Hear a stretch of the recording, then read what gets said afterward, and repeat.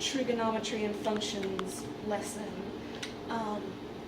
Our I can statements are I can graph a trigonometric function on a coordinate plane and I can identify the period of that function. Vocab you need to know about are period, intervals, maximum, and minimum of the graph. I'll define those later. So if we're starting out with a sine equation, which would be x equals 1 sine x, which is one of the easiest ones to begin with. If you want to do it on your calculator, hit y equals 1 sin and make sure your x is in parentheses. Hit graph.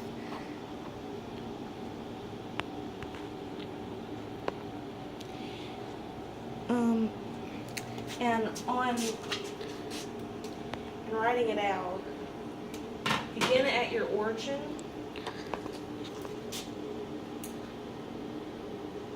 So your first point would be here.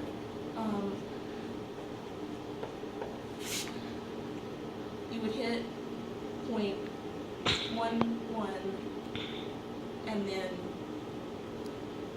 these are very equal, I'm sorry.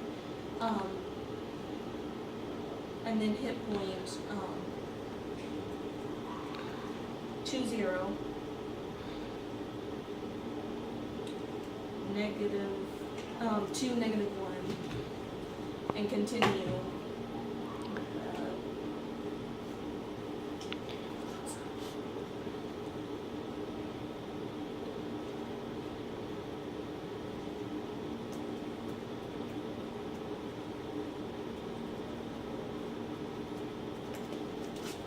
I'm sorry, I'm a very good drawer. On this graph, for vocab maximum and minimum, the maximum would always be your highest point on the graph. Your maximum would be y equals 1. Your minimum here would be y equals negative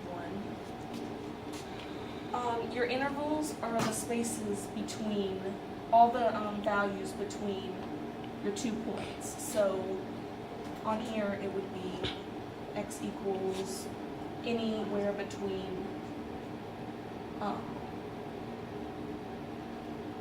1 and 2.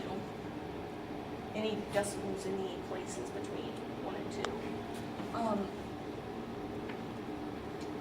2. To find your period for sine or cosine, you use this formula. There are even though you do have a point here, an interval would be right here, and there are 2 spaces between that. So that would, this right here would equal b. So you have 2 pi, and we'll substitute 3.14 for pi, divided by 2.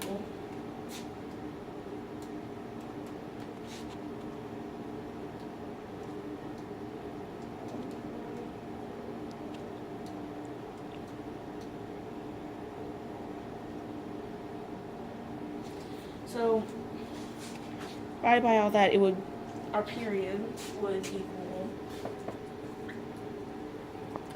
3.14. Cosine is a bit different. Whereas it would start on the origin here for sine, for cosine, you would begin on the 2 points opposite the origin. So create a parabola right here, and then it would continue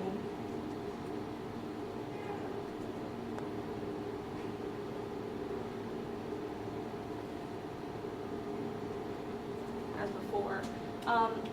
Same thing, maximum would be your highest point, y equals 1, and minimum would be your lowest point.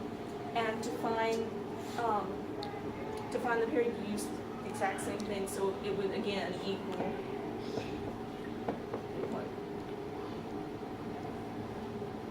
3.14 because, of course, you're multiplying pi times 2 and then dividing it by 2, so it would just